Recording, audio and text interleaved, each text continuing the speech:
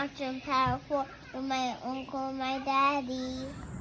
Hey, yo, what it do? It's Big Dirty. I'm rocking with Power 4, Real and Wood. What's up? My name is Justin Austin. I'm from Chattanooga, Tennessee. Make sure y'all check out the new podcast called Power 4 with Real and Wood, man. They talking about everything basketball, man. Make sure y'all check that out as soon as possible. You ain't got nothing else better to do but sit at home, work, listen to music, and listen to podcasts. So might as well add this one to the list. Make sure y'all check it out, man. These dudes are cool cats, and they know what they're talking about.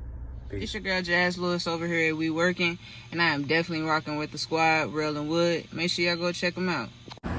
Yo, this is DeMonte Simpson, and I'm Power 4 with Real and Wood. Hello, this is Mr. C, aka Clarence Swearingen, Knoxville, Tennessee, and I'm rocking with Real and Wood on Power 4.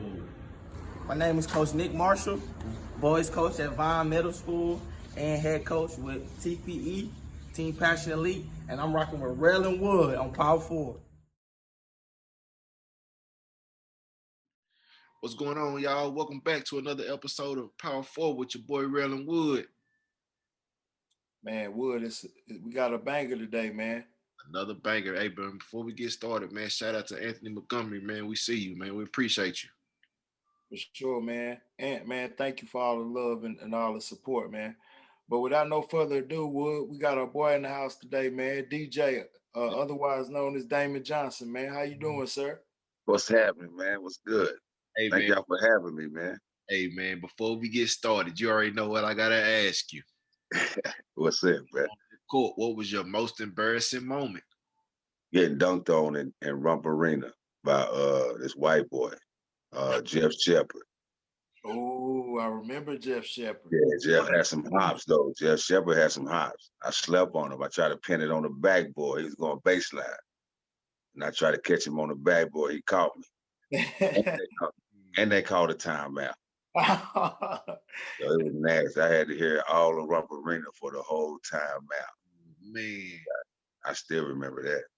Hey, Wood, there you go again. Rump Arena, baby. Rump a problem, bro. Rump was a problem.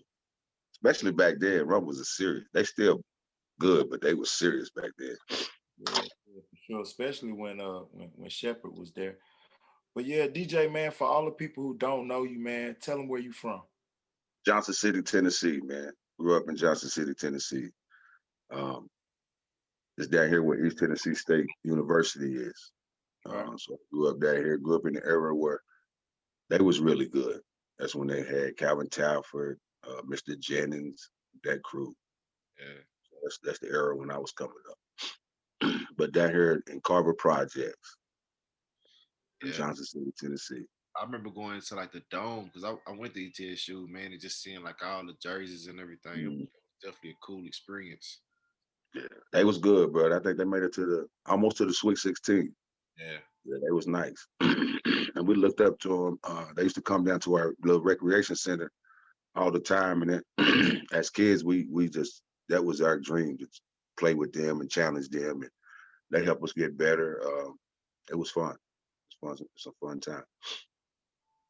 For sure, man. I actually had a chance to befriend Major Greer. Mm-hmm. Major Greer, who passed away not too long ago. But you know, he was on one of them teams, man. That one of ETSU teams that was real tough too, man. He was on that team. He was one of the ones that was around us tough, man. It was sad to hear him go. Yeah, for sure. Good dude. Yeah, very good dude, man. It was sad. Yeah, for sure. Yeah. So Coach, man, thinking back, man, how did you start playing the game, man? What gravitated you toward basketball? I tell you what, man, everybody in my little community, in my little projects played. So it was kind of like either you played or you was a cornball. So it was just one of those things. So I think I really dove into it after my dad died. I was around 12, 13 or that, somewhere around there. And my dad passed away. So it was a weird time for me. So basketball, I really dove in because it was just me in the game. That's when I really kind of fell in love with it. I wasn't no good, Right. But I really fell in love with it and started working and grinding, practicing it. By the time I got, I was a sophomore, and I still was like, I was a freshman playing on the freshman team. I was a 10th grader playing JV. Um, and then all of a sudden, man, one summer, I think it was my 10th grade summer, I grew like 6 inches. So I went from like 5'11", 5'10" to 6'4". Right. So that put a whole nother spin on it.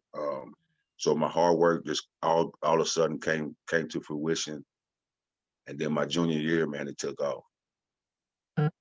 So, but I fell in love with it, man, probably around, yeah, it was after my dad died, because my dad died, and then my uncle took me under his wing, and he passed away on the basketball court. Oh wow. So, so I just fell in love with the game. It was the only place I felt safe, I guess. But that's when it became special to me. For sure. Well, did you go to Science Hill? Yeah. Man, who During did the heydays, baby. Yeah. Not now. Them mother up right now. I don't know what they doing up right now. They got some good players, man. They just don't get the best out of them.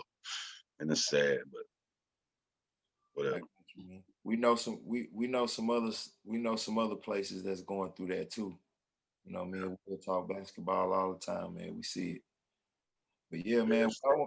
Who when you were coming up, was there anybody who you kind of patterned your game after, or some people who you were kind of fond of? Back in the day, Jordan was the thing. Yeah. So obviously, you got picked up some things from Jordan, but I like cats like Byron Davis, Steve Nash. Um, I wasn't really a student of the game, man. I picked up a lot from our local legends. You know what I mean?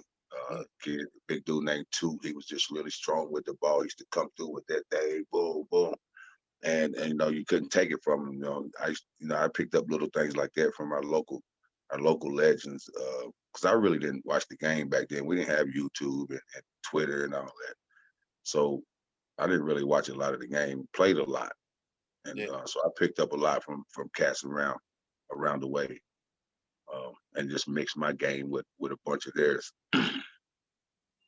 Man, I think that's missing right now, man. Me and Wood have talked about that in the past, man, but it's kind of, you can't even speak on the value that you pick up, that you used to be able to pick up just playing outside with the different variables of playing against older players and it making you tougher and all that kind of stuff, man. So Creek one time. That right there toughened you up. Yeah. What is it? Going there. That concrete. I'm gonna tell you a game I'm starting to make my kids play that I didn't realize was such a good game. 21. Yeah. Like, remember 21, you gotta go against 6, 7, 10, 15 cats, bro. You know how hard that is to figure out how you gonna get a shot against 15 cats. How I get the rebound, how do I get the ball? So Right. you got toughness, you got grinding, you got fighting, you got creativity. It's all kind of stuff in the game of 21, man. The kids don't really play it no more. So I make my team play it sometimes. Yeah. And they get in there, they get to grinding and fighting, man, and it brings back memories. Like, now we talking, you know what I mean? Now y'all starting to learn something. So yeah, I agree with you, man. Old school part of the game it's changing, but it's still needed. Yeah, it's very needed. 21 and King of the Hill, man. I love King of the Hill just because of like the different things you can put in there. Like, oh, you can only do 2 dribbles, or oh, you got to catch it right here on the block and you got to go like that. I love King of the Hill, man. I still do it, Linwood. I think we was doing it back then. Yeah. That's part of the European game I picked up. A lot of one-on-one, especially the 1 dribble, 2 dribbles. So you got to learn how to get different parts of your game off. I love that. I still do that. Yeah, for sure. Yeah, 'cause that's big. That's big. That's where you learn how to get buckets. For real. Oh no. I seen him get buckets one time, Wood. I'm seeing this man right here get some buckets. I ain't even we're not gonna get on that yet. Let's hold on. Let's hold off on that yet. You know what I'm saying? I'm being real modest about it, coach. Put that thing in the basket, coach. Man. Hey, DJ, so thinking back, as a young cat, man, you start playing. You said you start playing around 12 or 13. How No, did I you played younger than that. I just fell in love with it. fell in love? I'm sorry. Yeah, yeah. Fell in love with it. How did you get to picking the high school you went to and all that kind of stuff? It was just that's where you was going.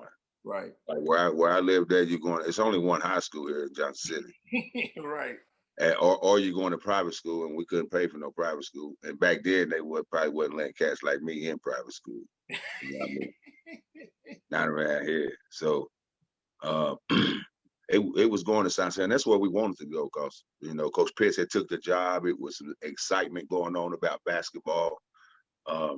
So that's where we wanted to go. And then when we got there, it was just a perfect fit because we all played together. We was already tough because we played against the ETSU boys, the older boys, older men.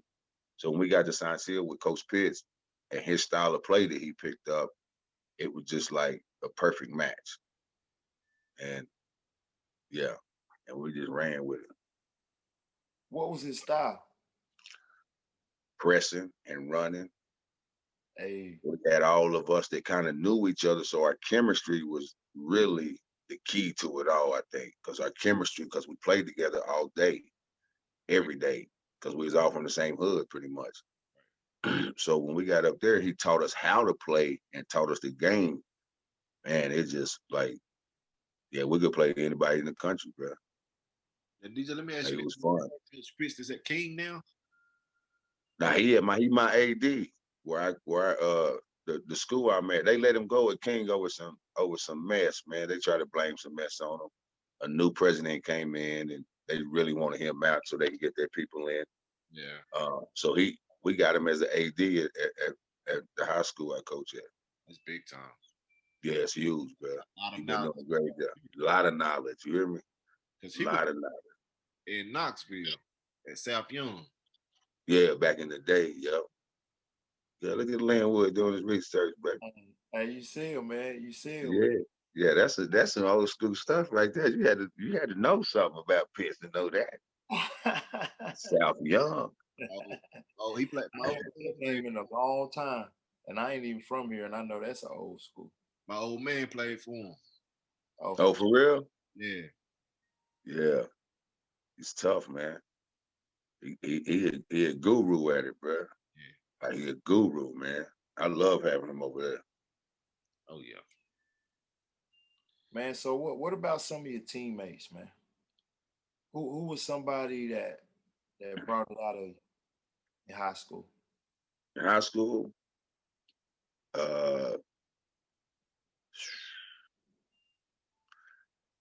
it was a lot, man. It was just tough because when I was coming up, I told you I wasn't that good.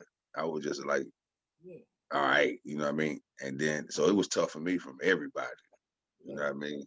But when I grew and my game came in, then I was making it tough for everybody else.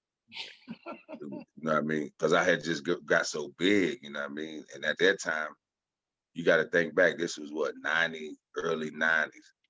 Early 90s, I'm talking about 89, 90, you feel me?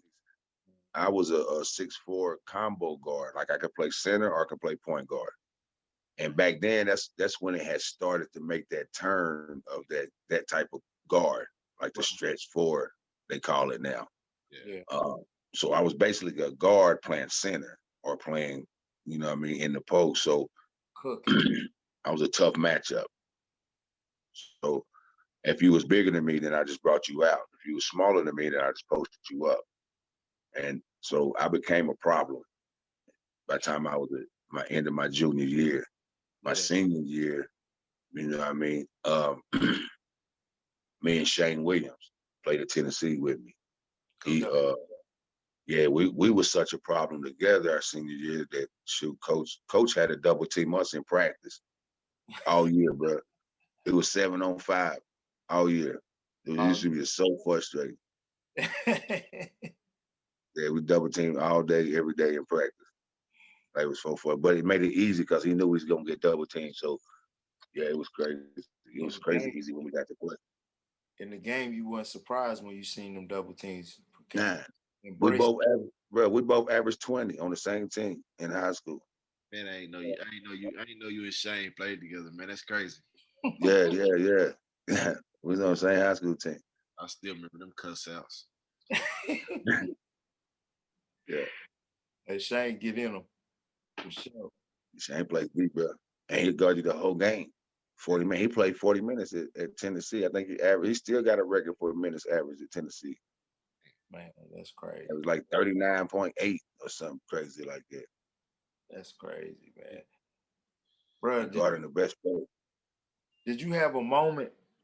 Did you have a moment where, or a game where after that game you felt like, man, like I could take this somewhere. I can do something with this.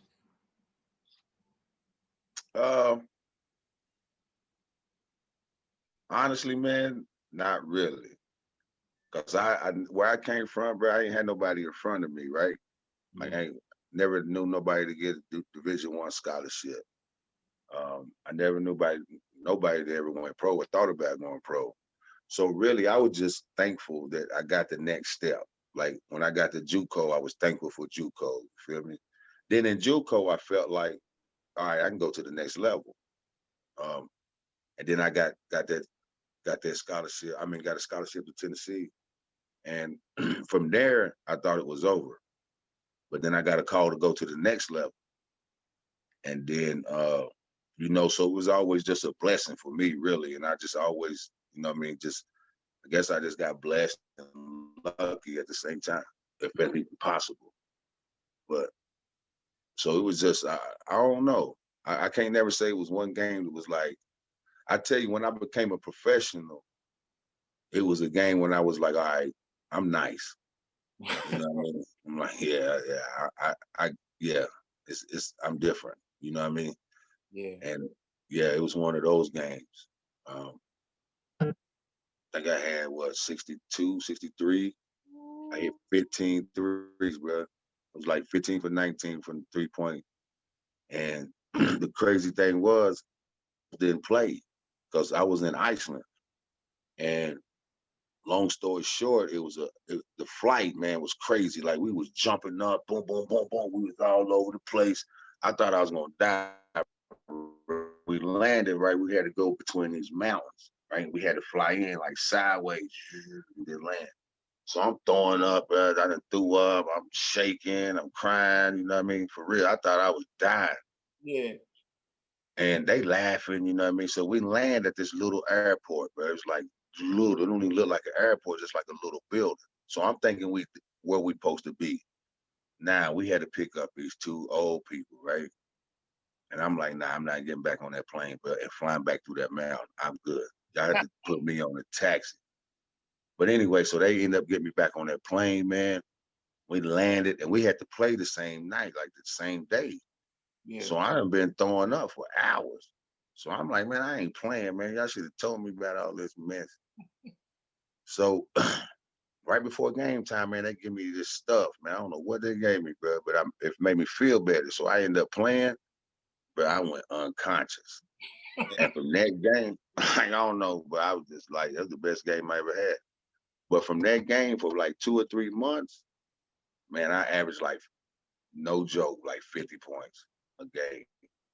Oh I yes. just couldn't do it. They It was gave like the rim was like huge, bro. And from that point on, like my confidence was super high.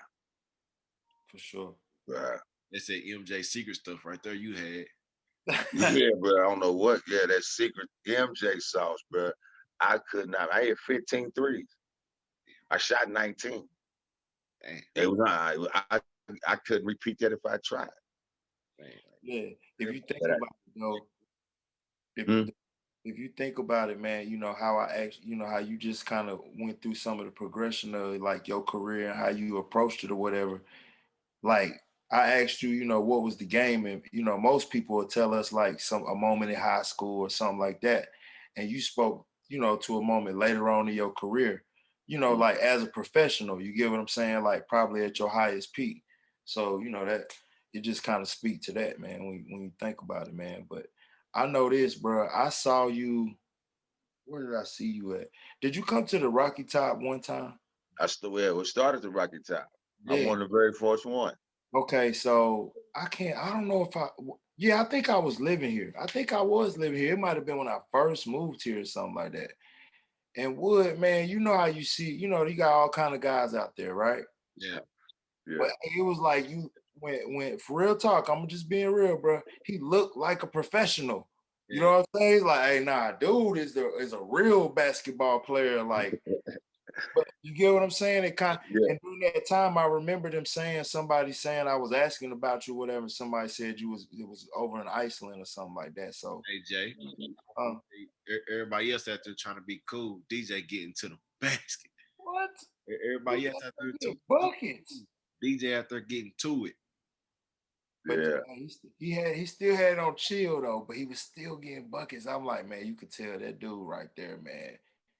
It was just so much easier for me, like because I was a professional for real, and the game was slower.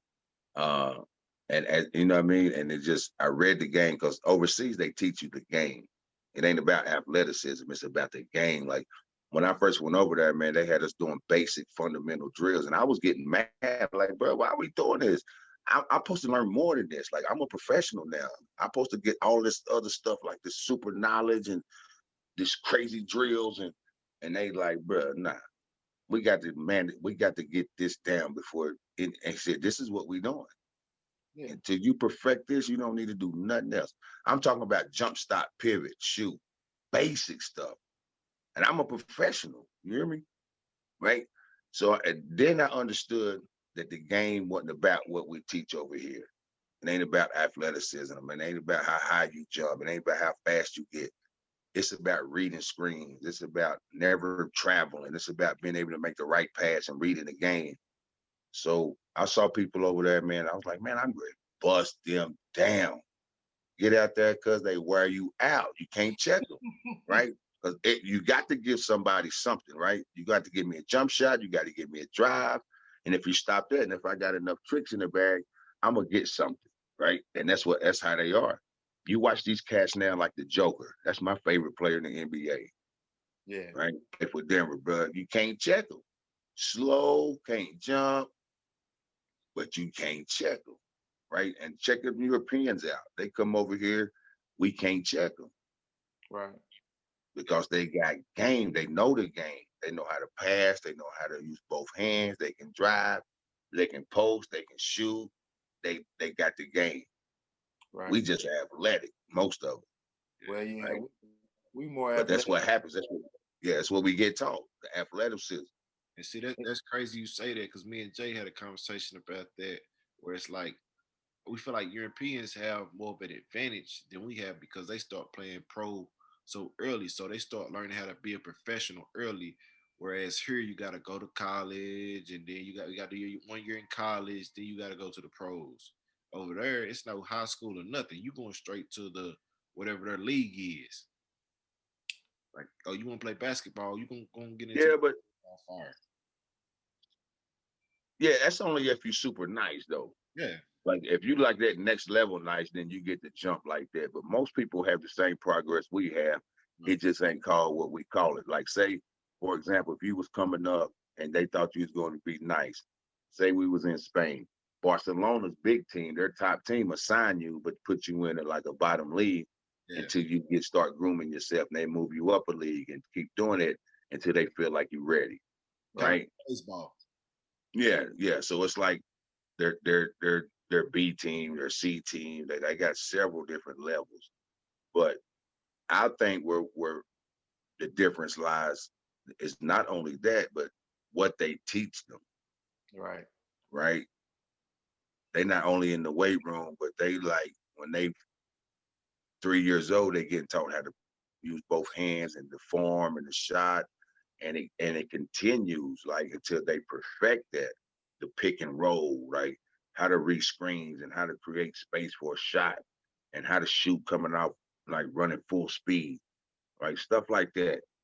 And to me, that's the difference. Like you think about some of our best players now. Before Steph Curry, it was all about getting to the rim, Yeah, Right. right? Athleticism, right? Because if you can shoot, you was a stud, like you was a standout if you can really shoot.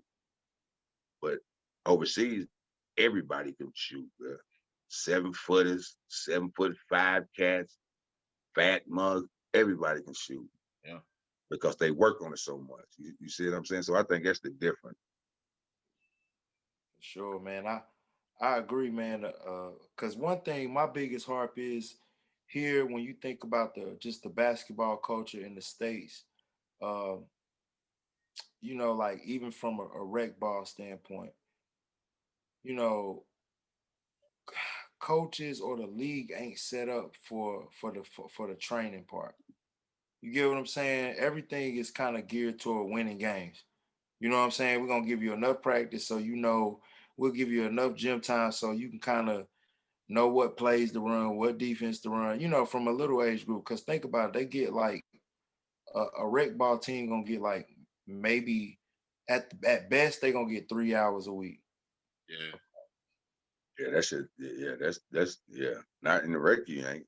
And that's at best. If you can, you know what I'm saying? That's Yeah. you probably getting like an hour and a half, like 1 or 2 days a week. You know what I'm saying? Yeah.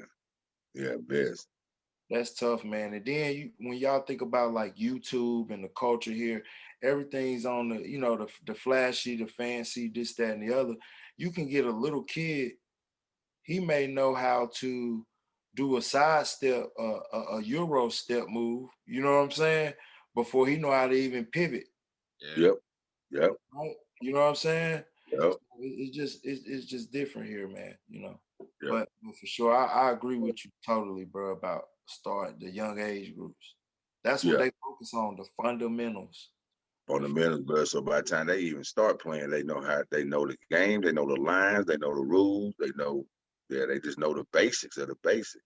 Yeah. We skip many steps. And then by the time we catch them, it's too late. Like I deal with a lot of kids, bro, like they don't even know the terminology. Yeah. Right. Like, you know what I mean? You'd be like pick and roll and slide or slip that. They'd be like, what's that? How you do that? Like, bro, how you a junior and you don't know what slipping the screen is? Yeah. Like, you know what I mean? So it's just like, but I found that kids are skilled now. Yeah. Like, you know what I mean? They skilled, like one-on-one drills. They be like, oh, if you just go have a tryout and you look at people in the drills, you be like, yo, I'm gonna be nice this year. Like, you know what I mean? Like, yo, I got a squad. You just start getting on Instagram, boy. You get them at that playing. They don't know how to cut. They don't know how to pass. Everything. Now they out there dribbling all day. I Man. tell you one thing, bro, that I feel like is a lost art, man. Oh God, man. Two things. Kids that are willing to play defense and be tough, bro, and rebound, man. Yeah. None of that. Dude. They don't say ain't enough drills for that. Oh my goodness, man. That ain't on the highlight tape, so I don't want to do that. Nah, bro, you can't even get them to get on help line defense, bro. You can't even get these kids to get on help line. Now. Yeah, man. Yeah, I deal with that, man. I coach high school now. My first year or two, man, I deal with that. Like, bro, we got to teach them how to see the ball at man, and they junior. Yeah. It's bad. Like, it's sad. Like, man, what y'all been doing? Who teaching y'all? What's going on? But you got to think too, though, where the game is. Like, how often do we see an Instagram highlight and the whole highlight is a guy shooting the ball, making shots? Yeah. You look on the defensive end, and then you go watch the kid in the game, and you look on the defensive end, he's standing straight up just watching the game. You get what I'm not a lot of energy. I've seen guys who supposed to be top ranked players and all that, bro, not play no D. No. I done played against some of them. For real. Don't play no D. Can't play D. Don't even know how. Yeah, but I mean, just think about the name you said earlier, Damon. Steph Curry. Steph Curry ain't gonna play no defense. They got a hot. He tried though, bro. He just little. He little. He tried though. In the playoffs, they had little. Man. He little, bro. He little. Hey, but when you can shoot it like that, Wood, you got to have him out there. You got to deal with. Yeah, I deal with my point guard. Bro, I'm learning that. See, that's what Coach Pitts tell me all the time. Like I used to work for him, and I remember I was trying to get a couple kids from uh, what school was that, man? Where did Walker come from? Calvin. West. West. So we was trying to get a couple kids from West, right? Calvin was one of them. I was like, Coach, man, I love this kid. He can play D, breaks the defense down. Yeah. Why? He's like, Coach, I don't want him. He can't shoot. Yeah. So I don't want a kid that can't shoot. And I begged him, and he finally took him, and it worked out. Yeah. But he did not want him because he couldn't shoot. Yeah. Until I broke it down to him, I said, "Look, you got all shooters. Who gonna get them? Who gonna get them shots?" Yeah. You know what I'm saying? Then he was like, "Oh, okay." So he broke it down and got him because he ended up loving him. Like he's one of his best kids he ever had. Yeah. But at the same time, that had me thinking, like, okay, you're right. Once I had everybody to play defense, no wonder I can't get a lot of buckets. We can't score, right? Yeah. Like can't nobody shoot. Everybody can get to the basket. So if you play zone, then we in trouble. Right? So now I started getting some shooters and teaching everybody how to shoot, and it makes a big difference, right? You ain't gotta be all fancy and all that, bro. You catch that thing and let somebody, because defense nowadays is bad. Most teams can't play good D. So all you gotta do is move that thing around a couple times, get a couple screens, and wide open shots all day. All day long. And kids love getting in the gym, getting on the gun and shooting. Yeah. They love it. For sure. You know, I take it what they like and use it. So that's how we play. Open that floor up. But Linwood know that because we play the same way, because we always had all guards. We don't like East Tennessee, we small. Right. In a sense that we foot like 6'9", 7 footers. Yeah. They just don't grow like that around here. So you always little. So you gotta play like go to state. Open that floor up, move the ball, kick, you know what I mean? You gotta be feisty doing it. Gotta be feisty and play some D. Right. And play some D and be tough and put some pride in it, man. But most of my teams, man, I've had a couple of bigger teams that I coach, but a lot of my teams been smaller teams, man.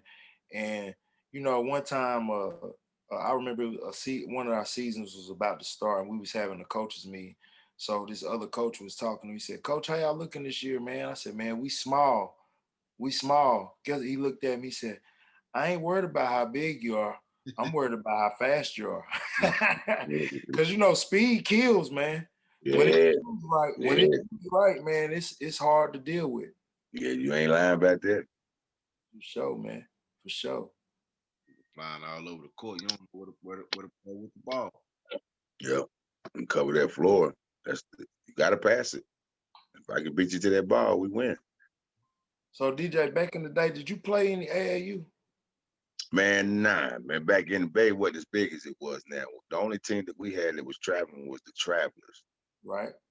And they handpicked their players. And like I told you, I wasn't really that nice until I got older. So it was kind of too late. I played locally with a team, but we wasn't going nowhere. Man, see, that's the beauty of the story, bro. You hear this? He said, "I wasn't that nice." Yeah. Nah, well, I really wasn't, bro. I'm just being honest, man, because the 10th grade year, I was on JV. And I got pulled up at the end of 10th grade year because he seen the process. I mean, he seen the progress I was going through. Because I did work. I worked hard. But I just didn't come. It just didn't come together until it came together. The beautiful part about it is I'm just looking at that jersey behind you, bro. All that. You saying all that. I wasn't that good. This, that, and the other. And look at that jersey behind you, man. Like, you know how many cats would have died to just, you know what I mean? Like put that on one time and just had that experience you had for one day, man.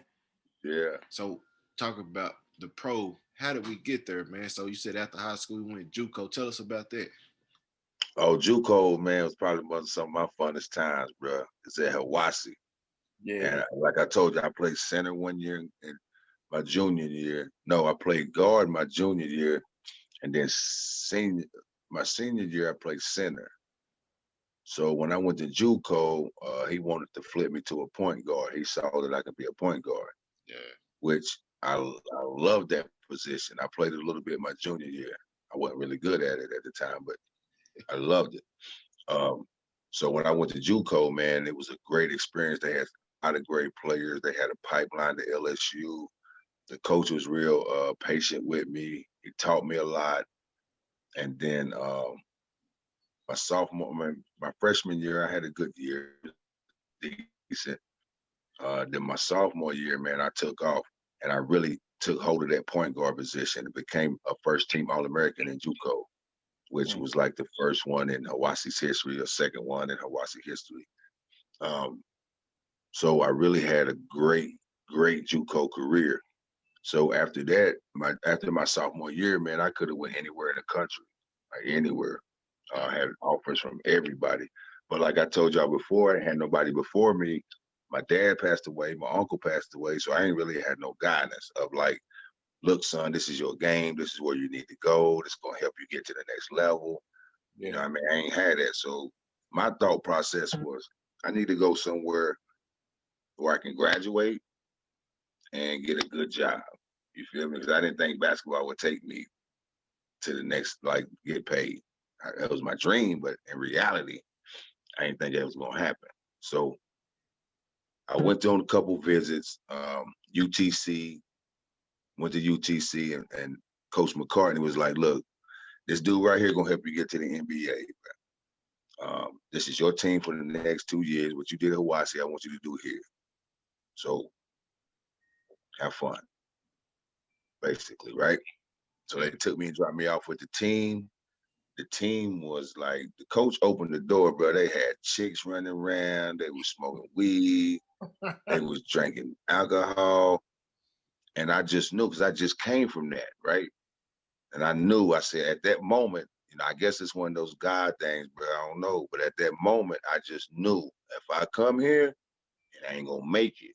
Yeah. Like, I just ain't gonna make it. Like, I don't care what he talking about, but for me personally, I just had a super bad vibe at that moment. And I knew, like, I ain't coming here. So the coach is like, look, bro, this is what we do here. Y'all have fun. Drop me off with the fellas. We did what we did. Had a great time, you know what I mean? And then Tennessee came and called, and my homeboy Shane was going. He committed already. And I was like, yo, if I go to Tennessee, this is like playing for the professional team. Like, if I can go here and graduate and have a good career. And at the time, Tennessee was trash. I think they won 5 games. Yeah. Right? It was like 5-22. That's when Allen Houston then was there. Yeah. And I was like, yo, if I can come in here and help the tennis and help to be part of the program changing, I'd be like a superhero. You know what I mean? In my town, I'm like, so I can get a job easy, bro. Like, get a good. Right. Like, I didn't want to work hard. I wanted a good cush job. You know what I mean? So I was like, I can get a job easy if I do that. Yeah. Well, I chose to do that. And, it panned out, but it wasn't the best decision I ever made. For sure. Man, you spoke highly of that JUCO, man, and it's crazy because as a coach, I see a lot of kids that have potential, right? Mm-hmm. And a lot of times they need a little bit more time. You said your JUCO coach was patient with you, kind of grooming you. And now you a coach, and now you probably come into contact with a bunch of young players and parents and stuff like that. Do you think now that people want to skip the marathon and kind of sprint to the finish line? Bro, they don't even want to sprint. They just want to show up at the finish line. Yeah. You know what I mean? For real. Because they don't want to put the work in. They don't know how much work it entails.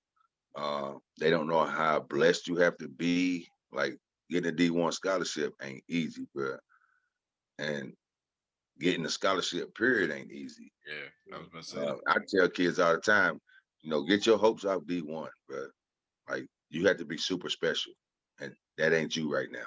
Because if you was, then you would be super special. Right? You know what I'm saying? Like, that is what it is. Like, ain't no facts that, yeah, you could be, but you ain't. Like, your potential says you could be. If you was, everybody be talking about you. I mean, that's just what it is. That's facts, right? Yeah. So I just tell kids the truth, man. Like, look, bro, this is what it is. This is where you at. You might be a D2 player. Might be a D3. You might need to go to JUCO and spend a year or 2 and then see where you at. Yeah. But everybody, like, we don't have a lot of D1 players. I think we have a lot of college players. I think East Tennessee, Tennessee period has a lot of good basketball players. Right. Right. Got a great guards. I think we got some great guards, Yeah. but a lot of D1 guards. Because you go to Atlanta, they doing the same thing, and they 6'9". Yeah. Yeah. Yeah. You know what I'm saying? So it's just different. But we got a lot of people that can play and play on the next level, if they accept that. You know what I mean? Right. That's been one thing that's just been kind of frustrating to me is that what kids' expectation from what they expect to get, you know what I'm saying, and not kind of earn. You know what I mean? But and you know what? I was just telling somebody the other day this, and I think that comes from the generations. Like when we grew up, our parents forced us to do stuff. Like you got to go outside, but if you want that, you got to go get a job. You know what I mean? You got to work for that. Now, even me, when I grow up, I didn't fall into this, but I can see how you could. I don't want my kid to go through what I went through. Right. I do more for them. You know what I mean? I do much more for them. And now it kills the kid's motivation to do anything for itself. You feel me? So now we got a whole generation of kids just wanting stuff. Like they deserve it. Like, bro, you supposed to give me this. Like, bro, I worked a couple hours, so I supposed to start. Like, why don't you see that? Like, nah, bro. Nah. So I mean, they just got a whole different mentality because that's the microwave generation. They feel like they're supposed to have something Instant like you do in a microwave. You know what I mean? instant gratification, man. Everybody looking for that. Yeah, there you go. Sure. So man, you They see their partner on YouTube or Instagram getting these likes, and they own it. go ahead. I was gonna say, man, take us into overseas, man. What was the pathway to getting overseas and actually becoming a professional, man? The way I got overseas, man, I walked in, Coach O'Neal. I played for Tennessee. I went in his office one day, and he was like, "Look, you little jerk, you want to play?" And I was like, "What you mean?" He's like, but he used some other choice words. You know what I mean? He was like, "Do you want to continue your basketball career?" I was like, "Yeah, like, yeah, if I got a chance, yeah, why not?" Then he was like, "All right, it's a little team in Iceland that wants you. I'm gonna give you this number. Well, I'll reach out to him and let me know what happens." So I reached out to this number. I think want to say I emailed him, I think, man. Might have emailed him. But anyway, I got in contact with this agent over there. And at the time he was like, we want to bring you over, like you, we watched you a couple of times, uh, blah, blah, blah. Talked about the money, the situation. They was gonna give me a place to stay, a car, a meal. And I think I was gonna make like 2,500 at the time, right? So coming out of college, I was like, shoot, I ain't gonna get a job making that, right? And I can still hoop. And it's an opportunity. Like I know it's more money out there, right? Yeah. So I was like, all right, bet. Signed the contract, sent it back. He sent me a ticket. And on the ticket, I noticed that it was like a round trip. So I can go over there, and if anything failed, I can just turn around and come back. And at the time, we didn't have internet. We had to buy the disc joy, you know what I mean, the disc boy, and put it in and all of that old jazz. So I bought a little disc. I looked up Iceland. All I knew that it was gonna be cold. The weather was crazy. The houses look weird, and they eat a lot of lamb. Right? That's all I knew, bro. That's all I got from the internet, right? So I packed some warm clothes up, bro. I graduated. I graduated from college, from UT, right? And that's that right there, but that's what I'm proud of right there. I love it, baby. But graduated from UT. The very next day, bro. Very next day, I got on a plane and went to Iceland and didn't know what was gonna happen. I didn't know somebody's gonna pick me up. I ain't know nothing. All I know is I had a round trip ticket and an opportunity to hoop. So I jumped on the plane. Mama and them got me out. I jetted, got there. They picked me up. And, I'm thinking I'm going to rest and chill for a couple days. They like, nah, bro, come on. You gotta go to practice. I'm like, bro, I just flew like 12, 15 hours. They was like, nah, everybody waiting to see what you got. I'm like, all right, man. So I walk in, right? It's suits, like, you know what I mean? The first day you get somewhere, normally the first couple of days, you're gonna see all the sponsors. Everybody gonna see what they paid for, right? Yeah. So these boys waiting on me to get off the plane. So they in the gym waiting on me, suited up, you know what I mean? So I'm walking, the team warming up. I'm like, bruh. So they get to talking their language. And my agent go over there, he talking. I'm like, man, what is up? So he came back and was like, look, man, they want to send you to the crib right now because you too little. They want somebody bigger, right? And he said, the only ones in this gym right now that wants you here is you, me, and the coach. He said, so you need to go show them why we brought you here, right? So again, I just got out the plane, bro. But it's showtime, you feel me? Right. It's do or die. Like, it's a contract or not. Your choice. Yeah. So, kid from the hood, I go eat. Love it. And so when I get done, they like, yeah, get him that money. So I signed it, you know what I mean? Everybody signed off on the deal. And then, man, from there, it was a perfect match, man. That's why I say I was blessed, right? Because I walked into, it was an established team. They was professional about everything. And they had a bunch of shooters on the team. And again, I told you I was like a center forward. I mean, a forward point guard type deal. So they had me playing like a forward, but they gave me the freedom to run the one. Yeah. So I was breaking cats down, dishing stuff off. We became a problem because I had shooters, right? I had the right pieces around me. So, and the coach seen it and he made it happen. So we won everything that year. And then so I'm greedy. Another team came with a little more money. So I go off and it was a horrible situation. But we ended up having a good year. Then I came back to the team that I originally started with. And that's where I stayed for a couple years. And after that, I went to a Magic Johnson camp out in LA. It was probably like 98, 99. And from 96 to 99, I was in Iceland.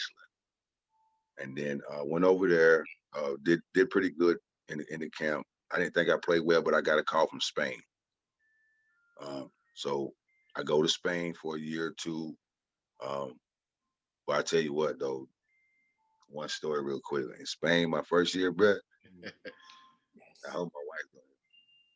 But anyway, Spain, first year, bro, I was wilding out. It was so much fun. Like I had so much fun, but it was so different. Like it was just the vibe was different. The game was love. What? Love. I almost lost everything, bro. Yeah. I I believe. remember my first year over there, the president called me in. They had signed me to the next year, right? At first, they was like, look, he called me in the office. This was early in the year. He called me in the office like, look, man, we brought you over here and you ain't doing nothing. So you got to show us the day or you going home. So I had to go out and do the same thing I did in Iceland and ball out. Then they signed me to another contract like the next year. He went on to sign me the next year because he knew people was going to start coming after me. Right. So he signed me to the next year. So I was naive and signed the contract, but I had a contract, right? I was good for the next year. So I really started partying. Yeah. Like I brought my cousin over. We was kicking it, man. We was wilding out. Like I wasn't a professional no more. Right. So the dude brought me in. He was like, Damon, you just like the girls, the party, and then basketball. You don't love basketball. He ripped the contract up, threw it away. So I lost my contract for the next year. Yeah. Wilding out, right? So luckily I finished the year out, did well, ended up signing somewhere else. And then after that, this dude that I was rivals with in Iceland got his citizenship, right? And at the time, a European citizenship meant this. Like you can have two Americans, but if you had a citizenship, I can be an American and not be considered an American. I can be considered a European. Yeah. So you can have two Americans plus me. So I was like a golden ticket. You understand what I'm saying? So if you can get that passport, it was like you can go from making like 200,000-300,000 to 1 million, Yeah. right? Because you was that golden, right? So I was in the process of me and my homeboy was in the process of talking to these girls to marry us just to get that passport. Mhm. But my grandmother found out somehow, man. She cussed me out, bro. So I didn't do it, but my homeboy did it. So a year or so later, I found out that Iceland was giving them away to certain players. So they called me and was like, "Look, we want you to play on the national team, but you have to come back for a year and play for Keflavik and go through the process." I was like, "Bet, I'm Yeah. there." So I went back. They tricked me into 2 years, so I had to stay 2 years, but I got my citizenship. So now I had my gold ticket. Right. Now I went back to Spain, man, and finished out my whole career in Spain. That's when I was able to get to the ACB, the top level, play with cats like Marc Gasol, Ricky Rubio, Rudy Fernandez. Yeah. Man, there's a ton of them that played in the NBA. We played against a lot of them boys. Um, so it was fun, man. Had a good time, and that's how my career went. It was like a grind, you know what I mean? My Yeah. first couple years was in low. It was like, it was high level, but it wasn't like the highest level. It was Yeah. just like a stepping stone. I went to Indonesia for a summer, spent the summer in Indonesia, um, spent the summer in Chile, spent some time in England. And I'm Uh, happy you said that too, because I was going to definitely ask about how many Americans they could have, because I know it's done changed over the years. Now I think it might be 4 or 5. I don't know if it's that many, they ain't making no money, bro. I tell you Yeah, that. I yeah, tell you that. And I heard that now that the money ain't the same no yeah. more. The money is definitely different. Yeah, because I actually went back about 5 years ago to play. I was like 40. Yeah, me and my wife got married, and Iceland always called me to come back since I retired. So I was like, bet I go back and we use it as the honeymoon. So I was like 40, went back and had a season. Um, so it was cool, and that was my last time. But and the money was all right, but it wasn't nothing to brag about. You know what I mean? Right. And I heard then that things has changed after the recession. So um, yeah, I heard cats going over there now for peanuts, like Yeah, nothing. Yeah. But for the it's love of the something. game, for real. Yeah. Yeah, love the game. I mean, hoopers, man. Y'all know that we do anything to get to hoop. For sure, man. I think it's cool though, bro. You started out from right there though in that little small Johnson City though, and Yeah, look where it took you. You know what I'm saying? Like, look where the belief and the hard work took you. Man, you've been to places that people have never seen, never touched. yeah, Speak yeah. on this, man. I'm pretty sure you left before your professional career, you left a certain man, but when you came back, you had to be a different man, man. It's no way Bro, all over. like totally different. See things different. Um, you see culture different. I see USA different. Um, and the one thing I tell people this a lot. I did a lot of thinking about this. The one thing I think the biggest thing I got from being overseas was I knew myself. I got comfortable with who Damon Johnson was and is because you got a lot of time to yourself. People think it's a glamorous life when really you're spending a lot of the days by yourself in an apartment by yourself.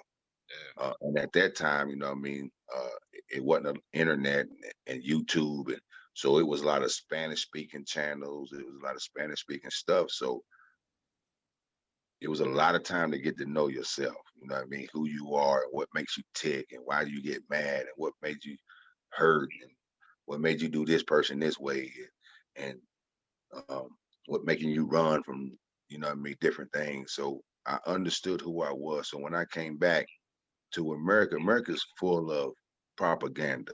It's all about you got to buy something or you got to be better than this person, and it's all coming from our media and basically our government. Yeah. The way we eat, bro, it's horrible, right? But our government allows it. And overseas, like it's over 30 things in our food that they don't even allow over there. They can't even get it in the country, Yeah. right? So I learned how to take care of my body by eating right and spending a little extra time eating right, fixing my own food, making sure like it ain't got a lot of hormones in it or stuff that they done do to, you know what I mean, rapidly grow these chickens and whatnot. Um, so I think the biggest thing, bro, was learning who I am, Yeah. and figuring that out. And as a black man, I'm glad I got out of this country to see that because you get respected over there instead of getting looked down on. They look at you as like something like magnificent, then rather than something like dirty or not good. You Right. feel me? So it was a good place to really sit down and be like, okay, it's cool to be black. It's okay. And I know it sounds crazy, but you know, growing up in East Tennessee where it's 98% white, you know what I mean? It's hard to feel good about yourself when everybody around you make you feel bad, you know what I mean? Like it ain't cool. Yeah. Nah, you totally right, man. No, you totally right, man. That's just stuff that, especially growing up in the South, you get what I'm Mhm. saying. Yeah. You know all the history and the things that we've dealt with, So for sure, man. I It sounds like, man, you had a good time over there too, though. You know what I mean? Yeah. Hey, bro. Well, can you imagine, man, being a young cat getting out of school, Oogie, oogie. getting out of school, man, and just being able to roam, Yeah. and figure things out. And that's one thing I love about the process of like hearing talking to people about their basketball careers and stuff is yeah, the on the court stuff, but all of the other things that the game has allowed you to experience. You get what I'm saying? Yeah, bro. I done met some incredible people, man, some famous people, and I met been some crazy places, some places I see on TV now that people talk about. Like they be like, "Yo, this is a wine." I'm like, "Yo, I live right around the corner from that." You know what I mean? So it's like it's super. It's just like out of body experience sometimes, man. To realize some of the stuff I got to do and where basketball took me, and some of the things I got to see, some of the people I got to, hang with, like Ronaldinho, the little soccer guy from Yeah. Spain. Like I got to run with him a little bit. You know what I mean? Like come on, man. He's one of the world's most famous athletes. Yeah. Yeah. And you know what I mean? And he was like, this super cool. He knew who I was. And I was like, yo, what? He's like, yeah, you know what I mean? So it was crazy. You get to just run with different, being in Barcelona, just living in Barcelona, free. Like I ain't pay for nothing. It's free. And I get to experience that. Like I get to not only just 2-3 months, but 10 months out of the year. I lived there. You feel me? So yeah, basketball gave me a whole life, bro, that I couldn't even imagine. I couldn't even dream of the stuff I did. Yeah. And a lot of times, like when I think overseas, man, I just think back to that Stefan Marbury documentary from when he went to China. And man, in China they worship that man. He got his own statue and everything. Yeah, and I wasn't that big, but But it's just the embrace is different. the embrace is They different. Yeah. truly appreciate you. Yeah, for sure. Man, I only been out of the country one time with my wife. We our honeymoon was in the DR. Yeah. And bruh, I can't tell you how much love I felt. Hmm. I'm From the time I stepped off the plane, and rather it was fake or real, but it felt real. Yeah. Them people show you love, man. Yeah, Yeah. bro. Yeah. I mean, you just felt good being over there, and I kept comparing it to the U.S. And no disrespect to anybody, but we encounter customer service people all the time, and you know how you can meet a lot of people that don't take some pride in their job, and these people waiting on you hand and foot, man, and whether you give them a tip or not, man, they really take pride in their job, man. And I just thought that was kind of cool because it felt like they really took an interest in other people besides themselves. Yeah. And it didn't matter who you are, they treating everybody the same way. Yeah. Yeah. That's what's the beautiful thing about being overseas, man. Like, it was times where, and it felt weird at first. We walk in a restaurant and everybody stop eating and look at you. And they start talking. You're like, bro, why everybody looking at us like that? You know what I mean? But it was respect. Like, yo, look how big they are. Look how masculine. Like, look at their muscles. You know what I mean? Once I figured out what they was talking about, I was like, oh, that's respect. Yeah. You know what I mean? And it was weird, but at the same time, it's better than walking in a restaurant, people grabbing their purses or moving or, you know what I mean? Different things like that. You know what I'm saying? It's just different, man. Like you said, it's just different. Respect, love. So man, I gotta ask this, DJ. Man, so who went at you the most overseas? Who was it like, man, I gotta go guard him this night? Who did you look at like that?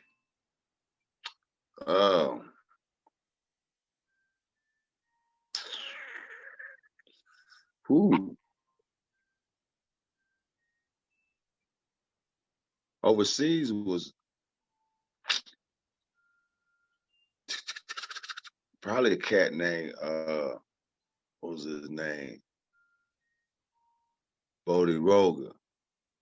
He was from Yugoslavia. Mm-hmm. That boy was a problem. He was about 6'6", 6'7", and he had gangs. It's almost like what Donye. Mm-hmm. It's almost like him. Yeah. Yeah, he was a problem. He was the first one to hit me with that. Like, he dribbling with his like right hand, and he crossed over by reaching out and grabbing it with his left. I'm talking about. Yeah. He hit me with that, bruh. Yeah. Yeah, it was a problem. Yeah. For sure. He just did it like that, grab it more like that. Wow. Yeah. Problem. I tell you what, Ricky Rubio was a problem. He was just so young, like you can bully him a little bit. He still was light, but he was an issue, bro, when he was like 16. And was hooping. Yeah, with grown men. Yeah. He was playing against us, and I was in the top league. Yeah, he was hooping with grown men, bro. That's crazy. But a lot of cats was probably coming out of the league, man. Lou Rowe. I don't know if you remember Lou Rowe played at UMass. Yeah. Man, that was one of my coach. That was one of my favorite bigs back in the day when I was young, man. I love that UMass. And he only about 6'5", bro. That's my dude. Like me and him, that's my man. We ran together overseas, and we became real good friends, man. Real good friends. But he was a major problem.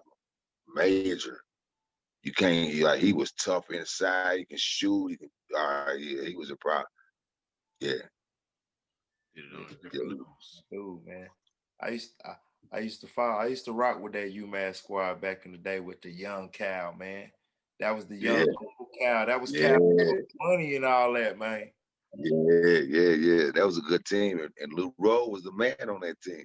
He sure was, man. He was the heart and soul. Yeah. Yeah, I remember. He played the same way overseas, bro. He just got more skill with it. For sure. Wood, that's before your time, man. Hey, man, I'm a historian. I love it all. Hey, hey, Damon, he don't know nothing about no Edgar Padilla and Treviso. Hey, man. He don't know nothing about Treviso, boy. Treviso was a problem. That's where YouTube come in play. Enjoy going back and watching. Hey, for real. Yeah, you need to go back and watch that team, bro. You need to go check that team out. That was a good team. Yeah. That team really, that's the team, that group right there. I'm pretty sure if you talk to Cal, he'll tell you that's the group that really put him on, man, that probably changed his life. Yeah. You know, with him being able to get to Kentucky or whatever, because that was the team that, you know, along with when Marcus Camby and all it came as well, that, you know, put him on that stage where people start believing in him. Hey, didn't they play together? Yeah, they did. Didn't they win it? No, they didn't win it. As a matter of fact, I think they got beat by that same Was it that same Kentucky team with Shepard? Yeah, Shepard and was on that team. Yeah. Or no. Maybe. Did one year they lose to Oklahoma State with big Might country? have been Oklahoma State. Might have been Yeah, Oklahoma State, the big yeah, country now. I think they lost to Oklahoma State, and then the next year they went to the Final Four and lost to Kentucky. Yeah. Yeah, up there in New York or something like that, wherever it was at. But Yeah. but yeah, man. So coach, man, I'm enjoying this thing, man, hearing about this stuff from overseas, dog. I think a lot of kids, man, don't realize that it could be an option for you. You know, if you work on your game and stuff like that, you know, you can't just be anybody going overseas. But I think it's an option for people, you know, for people here too. But now when you look at, you know, the G League, what you think about that stuff? G League is probably good, man. I probably wouldn't have done it because you don't make a lot of money. Right. You know what I mean? Going, if your dream is getting to the league, it's probably your best option. You feel me?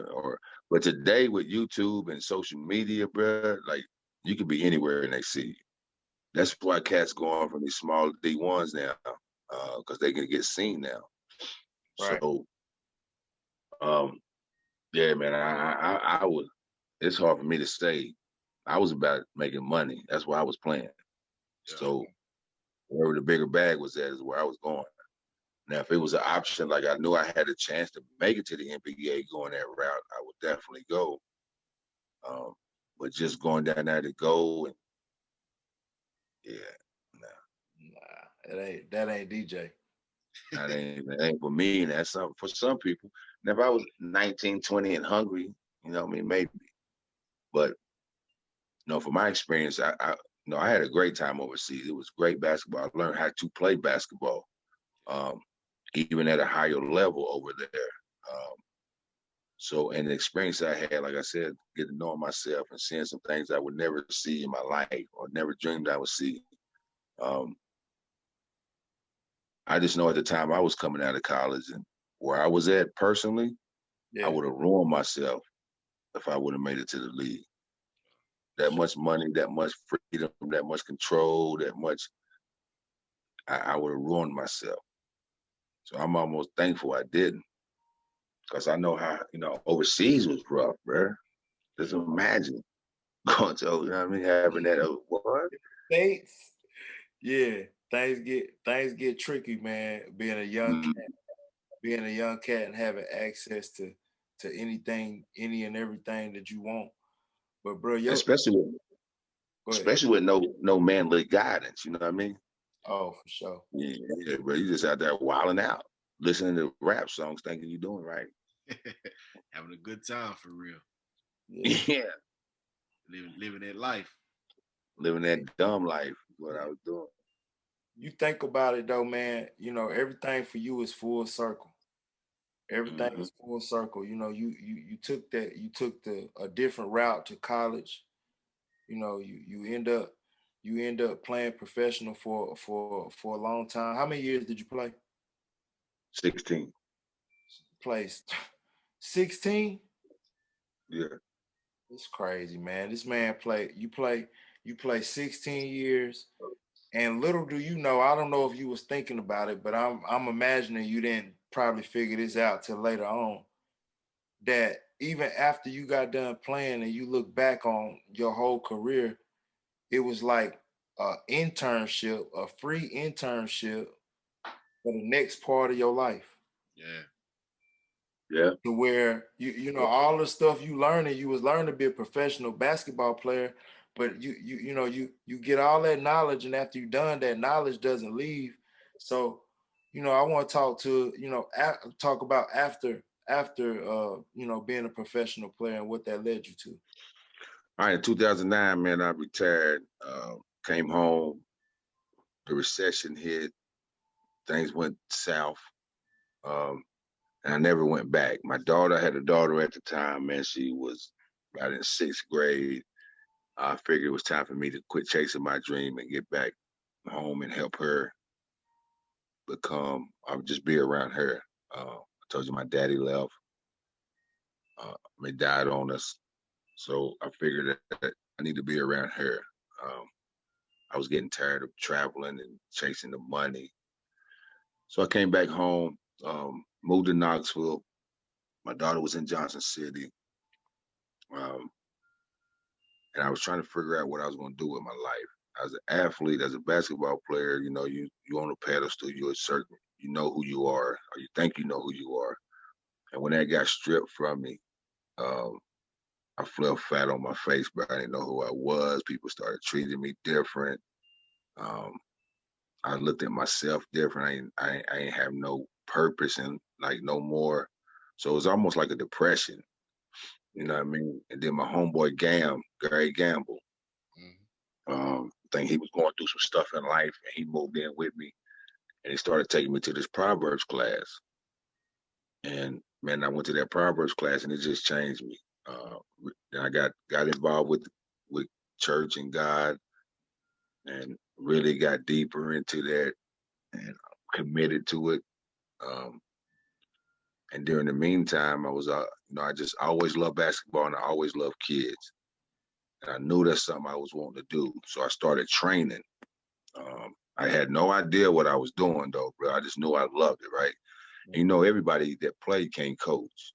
Yeah. You understand what I'm saying? So say that one more time, bro, please.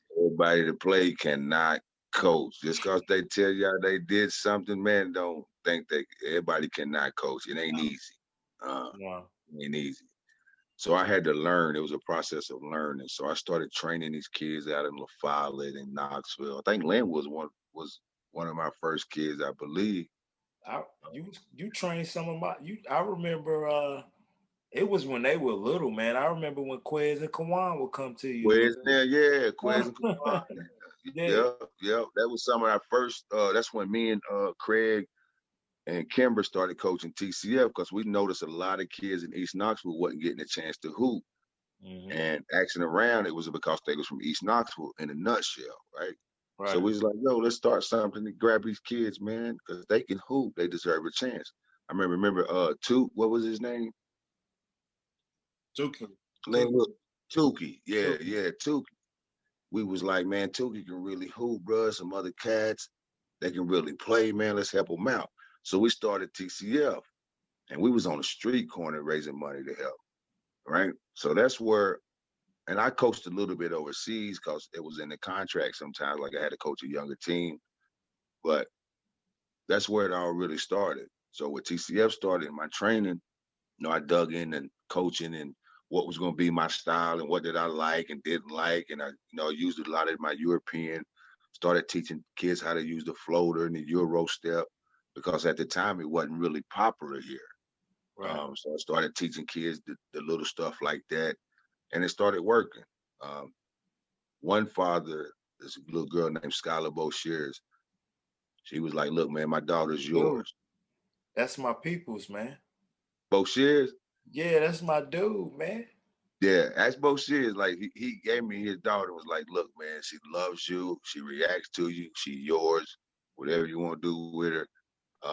So we started training a lot, right? We dug into her, and she became pretty good. So that's when I realized, like, okay, I know what I'm doing. I just got to grasp it and get a hold of it, and what drills do I like. So I did some more training, and TCF kind of started growing. Then I moved back to Johnson City because I felt like I just needed to come back home. Yeah. I was getting closer to the Lord, so I think it just led me back home. So I came back home, and I seen a gap in, like, high school kids couldn't dribble with their left hand. They couldn't shoot left hand layups. They didn't know the terminology. So I said, you know what? I'm gonna bring TCF here. Started doing that, and then got a job with Coach Pitts. But first I got a job at our middle school, coaching 7th grade. Coaching this good kid named Patrick Good. Be good. Yeah. So he was in 7th grade at the time. So came back home, was coaching him and that crew. Started TCF down here with him and that crew. And then from there, I went to King College with Coach Pitts. Shane had left, and I took his spot at King College. And then I was there 4 years, and I got on the ETSU for a little bit. And I went to another high school. And then from there, I got my own little gig at this homeschool spot. And then I'm at Providence now. So my coaching kind of went rapid and kind of random. Yeah. Because people don't come in and start coaching middle school and then get a college gig. That don't happen. That don't happen, bro. Not in 1 year. And then the next year, go from coaching college to like D2 college to D1. Yeah. Girls, you know what I'm saying? So it was kind of random and fast, but everything was short. But I learned a lot in those short times. So now I'm at Providence Academy. It's a private Christian school where we're trying to change the whole school through athletics. So he brought me in, hoping to, keep this Christian faith and the Christian standard, but at the same time, build a basketball program. Right. So this is my second year doing that. And after the first year, they liked what I saw and the attention that we was getting as far as the kids wanting to come and play and be around because of the time I put in from 2010 to now. Right. Working with kids and being around kids and just, God put it all to plan. It was just a big plan that he already knew. So now that I got this job, kids are interested in what we're doing. They bringing a lot of vibe. The education is great. It's a Christ-centered school.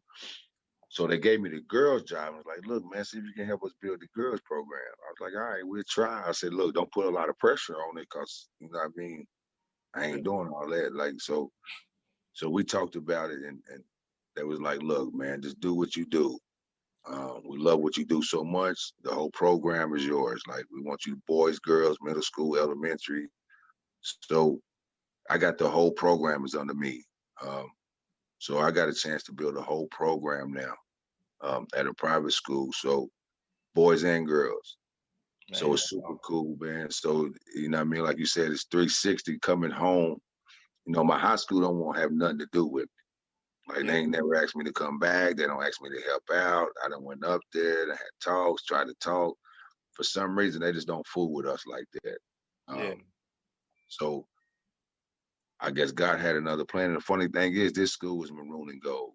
You know what I mean? Yeah. So it's super, it's just super weird and super cool at the same time. But so I'm at Providence now, man, and getting comfortable. And Coach Pitts is over here. So I'm really coming in my own and coaching now, starting to feel comfortable and knowing my style and what I like, don't like. I ain't got to be like everybody else, and I ain't got to do this because they do it.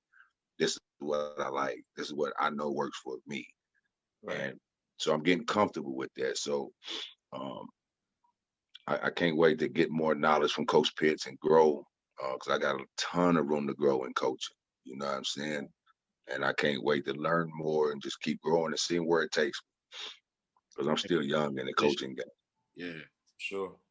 Man, I'm lucky enough, man, to be able to watch Coach kind of sit back off to the side and watch Coach Wright do his thing and work his magic over at Fulton.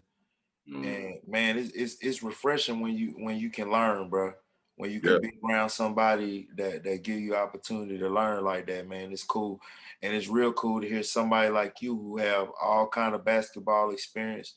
And now you got you got quite a bit of coaching experience now, and you still talking about growing and progressing, man. So that it don't never stop. Nah, you don't, because the game is always evolving and changing, even though it stays the same. Right. You know what I mean? It's crazy how it stays the same, but it's so different. You know what I mean? So you got to keep up or you're going to get left behind. And that's what, some coaches don't want to change and they stubborn. So they become dinosaurs. And I want to be around for a while. So I want to keep up with the game. So I'm going to be changing for a long time. Because nowadays, when I grew up, you could throw a ball at a dude. You know what I mean? Oh, you can't do that no more, Coach. You better not do that. You better not even fuss at them too hard. Yeah. You gotta know how to fuss at kids nowadays, bro. Yeah, you better be careful who you fuss at the wrong way. Mm-hmm. Yeah. But I'll tell you this, man. I'm gonna say this. I think that it's a lost art in coaching now. Or I think a lot of coaches forget about it. and Coach Rosser, we had Coach Rosser that used to coach at Central on, he talked about it, is that relationship piece, man. If my kid, if I make sure my kid is good off the court, and I make a conscious effort to make sure that my kids are good off the court, I'm probably gonna have a different type of relationship with that kid, and I'm gonna be able to get on that kid a different way than other people can, and he gonna respond, or she will respond differently to me, man. Yeah. I think I got that. I think that's the key to my coaching. Yeah. Kids I believe in them, right? And I respect them. If I mess up, I apologize to them. I don't think I'm bigger than them. But I also demand respect from them. Yeah. And I also give them respect. You understand what I'm saying? And they yearn for that. Yeah. They yearn for the discipline. They yearn for somebody to get on them. They yearn for somebody to care about them. It's just like I told you, man. Parents tend to baby that. You know what I mean? Because it's hard for a parent to tell a kid no. You know what I mean? It's hard for me to tell my baby girl no. You know what I mean? Get your butt up and do something. But so we kind of tend to groom that, but kids yearn for it. And if you do have a relationship, it is right. And I think you got to have a relationship first, and you got to have that respect. It ain't about fear; it's about respect. And if you do have that, kids will run through the wall for you. Yeah. Right? They do anything for you, man. They like I got kids on my team, man. They would if I asked them to run, I mean, no joke. I made them first day. I was just gonna see how far they'd go, bro. They ran 75 suicides day one. 75? 75, bro. Did a ladder to 10 and back down. And I was just gonna see how far they go, bro. Day one. So they'd do anything, bro. Hey, look, if you ain't have that relationship with them, transfer portal, we run to. I would have been fired. You hear me? I would have been fired. They would have went to their mama and said I was crazy. I was running them and I was trying to kill them and blah blah blah. And them parents would have complained so much, I would have probably got, in trouble. Yeah. But they respect it and they believe in me so much that they was like, look, if he said we need to do it, we're gonna do it. Now it's crazy, but we're gonna do it. Yeah. For sure. So you're right about that, man. It's about respect and relationships, for sure. Kids also, man, they won't admit it, but man, they enjoy when we hold them accountable. Because they do. It's definitely not happening. Some of the time, it's not happening at home. So it's like when somebody actually does it, it's like, okay, this is what I'm supposed to really be doing. Like, yeah. And they feel it in their soul, bro. They soul feel it like this is right. Even though he mean right now, this is right. For sure. Yeah. The toughest challenge, I think, though, the only thing that I've been running into sometimes that I've had to calm myself down and check myself as an adult about is that, these kids they didn't grow up how I grew up. And, I can think that the way that I grew up is the right way and the only way, all I want. Me being the adult is my job to reach them where they at. Yeah. Is to reach them where they at and kind of work with them, man, and learning how to understand how they think and trying to wiggle through some of that, man. I think it's definitely needed in today's time. Especially if you're an older coach or just coming from a different era, you know what I mean? Oh yeah, I handled that with my daughter like this, man. It's like I told myself I got to teach her the fundamentals of the game, fundamentals of life. And then from there, her game is going to take off. You know what I mean? So as long as I give her the basic fundamentals, then she should be all right. You know what I mean? Her game will be all right, whatever she wants it to be. You feel me? So you just got to teach these kids the basic fundamentals. And it was like I was saying earlier, the game changes, but it stays the same, right? Yeah. Times change, but things stay the same. Right, you still got to be respectful. You still got to, you know what I mean? Blah, blah, blah. You teach the kids the basics. And in their generation, they'll take that and run with it in their time. It's totally different than ours, right? Right. And I learned that you can't put kids in our time. They ain't going to understand that. We got to understand where they at. We got to live in their world. Yeah. Because they're going to be in a world that we never dreamed of. You know what I'm saying? That's They real. got like 20 years from now, we can't imagine what these kids gonna be doing Yeah. or living or having. Like we couldn't even fathom a phone that we like doing this growing up. Yeah, doing this right here. This This was was the futuristic to us. Yeah, this was Jetson. This is their norm. You understand? This is their norm. So 20 years from now, what's gonna be the norm? Yeah. That's a good We point. have no idea. They more prepared for it than we ever will be. Yeah. Like for real, because they growing up in it. So Right. we got to ride their boat now and understand where they at and kind of come to them and understand their way of living, but also not changing our fundamentals. Yeah. You're right about that. Because right now, I give my 2-year-old my phone. She'll be at YouTube watching whatever she want to watch. Mm-hmm. Know more about that phone. Give her 2 weeks. She know more about that phone than you do. Way more. Real. Nah, he ain't lied. He ain't never lied. For real, bro. Hey, here go a genuine moment, man. So, you don't know, but I got 2 goddaughters. I got Really? 2 goddaughters, right? And man, they mom called my wife, and they was so excited. They had a new coach, and they was real geeked about their new coach. I said, who is this? Who is the new damn coach? Who is the new coach? He said it was Coach Damon. I said, from Johnson City? Yeah. I said, oh yeah, y'all in good hands then, man. Y'all got him. I'm talking about Reese and Riley, man. Oh, Reese and Riley. Yeah. Oh yeah. Them my girls right there. Yeah, man. Their mom is real fond of you, man. The whole family is, man. They like your style, bro. Yeah, man. Cause I like she'll tell you, I treat them fair. I get on their butt, but I treat them fair. Like Riley, boy, she's the Riley, my girl. Riley, my girl, boy. She don't like no defense though. Yeah. I didn't even let no. They'll tell you how they feel too. Yeah. You know what I'm saying? Yeah, that's my girls though. Yeah, old Rachel. What's the How they toughest doing? part? Huh? How they doing? Hey, they doing good, man. They doing good. They just finished up they still playing. They lost in the championship tonight though. They They lost, did. yeah, they lost tonight. But they still, they still alive. So I think they still playing in the sectionals or whatnot. Okay, cool. Yeah, tell them I said what's up. I will for sure, man. I'll probably talk to somebody tomorrow, so I definitely send that message, man. Yes, sir. Twins. Yeah. Bro, I got a question. I got another question, man. Yes, sir. It's the hardest part because you was a hooper and you got you got pretty good at it. But it's different when you step on the sidelines because you're not playing. Yeah. Or you directing. What's the hardest part about coaching? When you stepped into that arena, and what was the thing that was like, dang, this is way harder than what I thought? What was what aspect? Coaching. For real, bro. There's a lot going on with that. Like, I didn't realize you had to manage all these players. You got to realize, like, plays and the right plays and the right person and putting them in this position to get them a shot. Like, as a player, I understood that.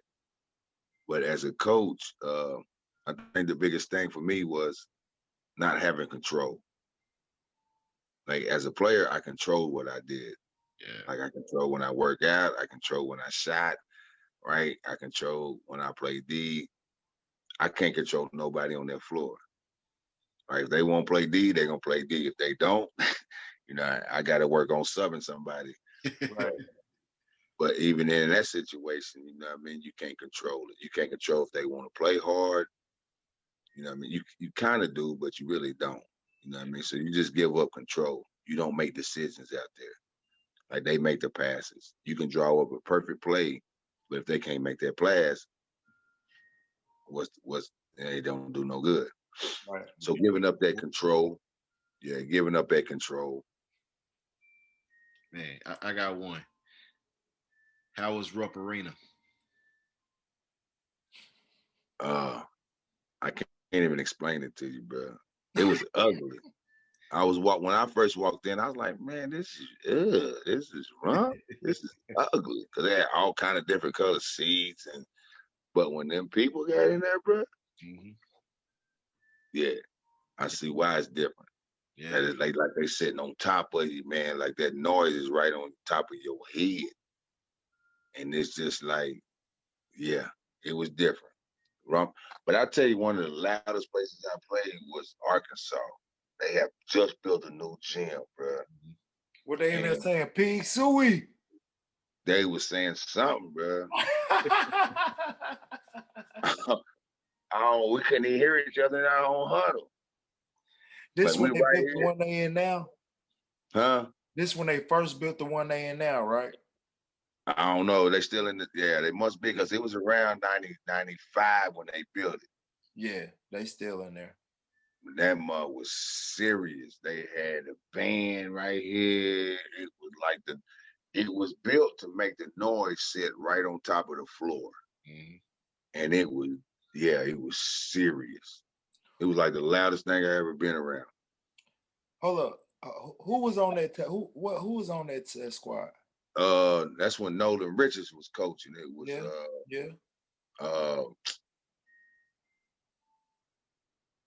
they had Scotty Thurman and all them. Yeah. They had 40 Minutes of Hell. Scotty Thurman, all them boys. Wood. Ooh. He played against them boys. Yeah. Shoot, Kentucky was nice. They was nice. Florida was nice. They had the Meat Hook. I remember Dimitri, the Meat Hook. And that white boy, I forgot the white boy name. He was good. He went to the league. Zook. What was his center? He was a big boy, yeah. I forgot his name though. Mississippi State, Mississippi. Dante Jones now. Yeah. South Carolina had BJ Mackey. LSU had some who LSU had? They had somebody. They was nice. Everybody was nice but us. Us and Ole Miss. I think us and Ole Miss was the only two that make the tournament. Oh man. DJ. Yeah, it was like 10 out of 12 teams made the tournament. Speak to this, DJ, because I don't know if Linwood know about this boy. Man, I don't know how it did. I was kind of surprised that he didn't do a little something more, but you know how people's careers, you know how things are crazy where you go. But when he was good and he was on, how good was that boy Dante Jones at Mississippi State, coach? He was like a Vince Carter. He was like, he jumped like unbelievable. And he was a problem. But he was like, mentally, he was different, bro. Like, different, bro. He be out there dogging though, Wood. Yeah. Like, he was a monster though. Like, if he had his head on, people probably still be talking about him.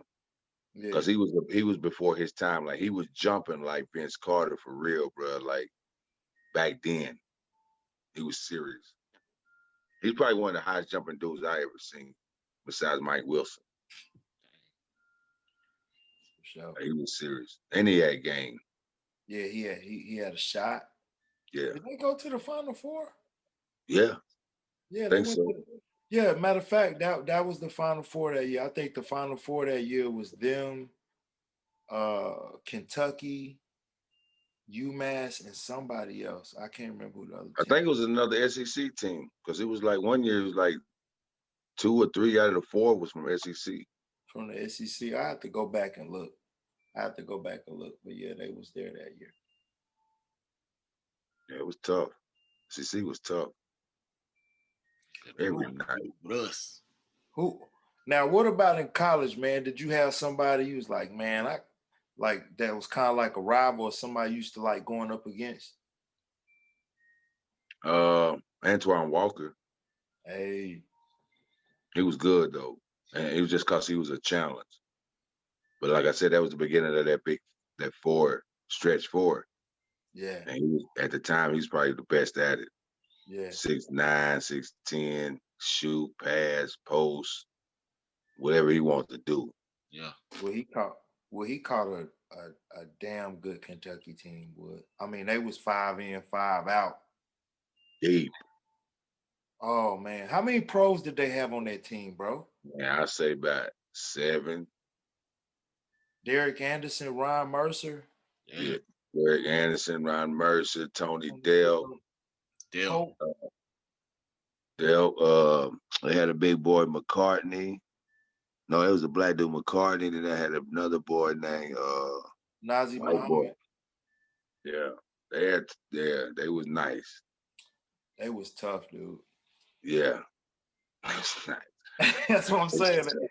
Imagine they running 5 in, 5 out. They was loaded. And it didn't drop. Nah. Like it didn't drop. It didn't get no easier. It didn't get no. So you know how sometimes that next 5 come in, you be like, all right, yeah, I'm gonna get me a bucket right here, bro. No. Yeah. You couldn't even barely get that one across half court. For sure. Them. For sure. Yeah, it was them, and then Arkansas. They had that press. Used to play real fast, man. That team, I used to enjoy watching them, man. You know, they had like 2 dudes in the backcourt that I thought people used to sleep on a lot. And one was Corey Beck, and your boy McDaniels with the 3. I think his last name McDaniels with the 3s. Play real fast. Their defense, bro, Beck and the boy Daniels' defense, was tough. For sure. Beck was just a real role player. He was a good, solid point guard, role player. You know what I mean? Yeah. Daniels was a bit of a problem, but Beck, you could control him, but his defense made him special. Right. Quarterback of the squad. Yeah, there you go. Mm-hmm. Jeez. But yeah, D, man. Yeah, but D, man, so everything that came full circle for you, man, like it's just crazy. A lot of people don't get, I don't want to call it luck, but this much favor. You know what I'm saying? And you definitely, you talked about your relationship with God, and I'm just thinking about your actual job and the school that you at, man. From the outside looking in, man, it just looked like you at the play, you exactly where you supposed to be. Like, you don't seem like you doubting it, but I just wanted to say, man, it just seemed like you exactly where you supposed to be right now in life. You know what I mean? So I'm excited about that, bro. I see all kind of Facebook postings, a lot of positivity about what you're doing up there, and it's all genuine stuff. So shout out to you, bro. I'm excited for you, bro, to see what else you're Johnson City savior. Hey, man, I appreciate you noticing that, bro, because in all honesty, that's real. Like I told you, I got to know myself, and I knew what I really want to do. And I'm actually doing it. I've been blessed enough to actually, like, my real job is I'm a what they call a director, discipleship director. So I work with these kids in the youth ministry. And I like that's what I love. And then connected with basketball. So I'm doing my 2 passions. Like, it's unbelievable that I'm in this position that I'm in. Like, I thank God every day that it's happening. Like, who gets to live their dream once? You know what I'm saying? Right. Like, how many people get to live the one dream? I'm living 2 now. Yeah. You know what I'm saying? So I lived my first dream, and then I had another dream to say, and now I'm living that one. So it's like my whole life, man. Started out rough though, you know what I mean? Yeah. But once I got a grip on it and started trusting God and giving my life to God, and like, look, I don't control none of this, right? Material things ain't going with me. So what's going to leave some true meaning behind? How can I really help? And this is my way of giving back and helping. We all got our different ways into helping and doing what they do. And most people can be in my shoes if they give up some of the things they've been taught in life to hold on to. Yeah. Right? Like money, like possessions and houses and cars and money. And I mean, we need that stuff. Don't get me wrong. I like nice stuff. You feel me? Yeah. But I know it don't make me no more. Yeah. Before I used to think that made me. Like, I had to have that stuff to be somebody. Now, nah. Right? I'd rather give my time to these kids so they can not do some of the dumb stuff I did. So you right, bruh. Blessed, lucky, whatever you want, so whoever they want to call it. You know what I mean? I know I'm blessed, right? Because it could be somebody else. I could be in a different situation. Um, you know what I mean? I could be homeless, Yeah. but I'm doing exactly what I want to do. Sure. And don't take it for granted. Very grateful. Sure, man. Wood, man, what you think about this cat, dog? Hey, man, it's always love with Coach DJ, man. It's always love. Yes, sir. Coach DJ, man, when everything gets straight, I gotta come check you out in action, man. I gotta come check you out in action, bro. Where you at now? I'm at Fulton. You know, I'm at I'll tell you what, man. Y'all need a game, bro. Man, look, hey, I don't control the schedule. I'm just an assistant. But I will tell your coach, if y'all need a game, holler at us, man. We'll play anybody, anywhere. We ain't all that. Yeah. We ain't all that, but we're trying to get there. Yeah. But we play in Knoxville a lot, man. I'll let you know next time we up there. Okay, yeah, for sure. Shoot me your number. Shoot me your number on Messenger or something so I can have it. I will, man. And next time we up there, well, I'll let you know. Because our conference is gonna be up there in the next couple of years. Right. Yeah. That's what's up. Yeah. Let's get on that schedule next year. Let's make this thing. Hey, I talk to the big man, to see if we can make it happen. All right, do that for me. For sure, man. All right, appreciate it, man. All right, thanks for the love, bro. For real, means a lot. Great episode, man. Jay, another great one, man. Man, another great one, man. This been another big time episode of Power Forward with your boy Raylan Wood and our boy DJ, man. We gonna sign off, man. It ain't nothing but love.